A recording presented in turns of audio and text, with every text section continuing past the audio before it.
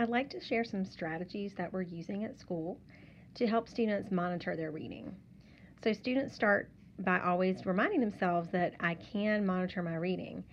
This is a really important skill and it encompasses a lot of things. So, I want to talk about some ways that we are practicing and training our brain and training or just getting into good habits as we read to monitor our reading. So, the first thing students have been learning to do, and they've been practicing it a lot, is visualizing.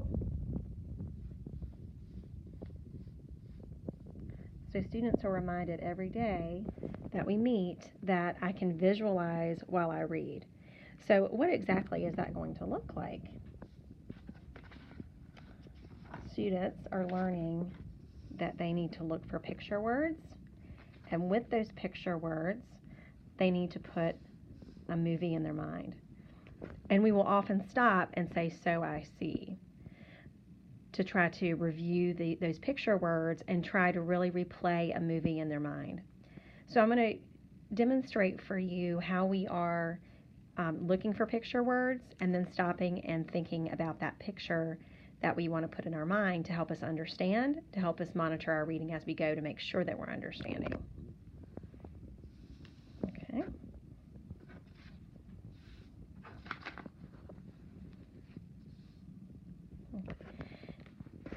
In this text, sorry for the shaking. In this text, if we're practicing monitoring our reading by looking for picture words that we know and by stopping and thinking about that movie in my mind, as I read it, I'm going to highlight the picture words, the words I do know. So for example, in this text, the tiger cub knew he was in trouble.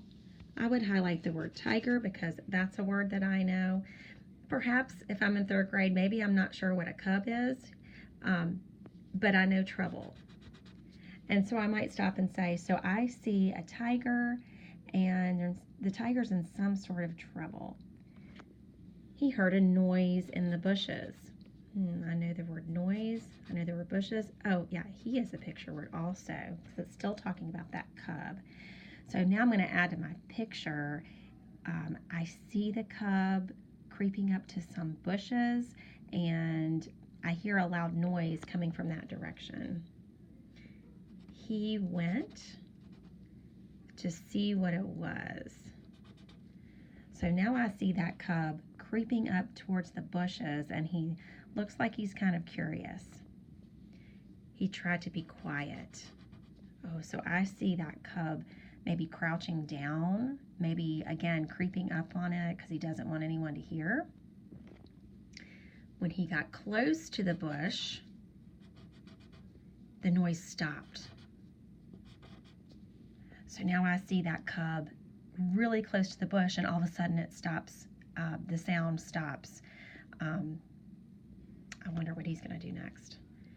The tiger cub looked around for his mom.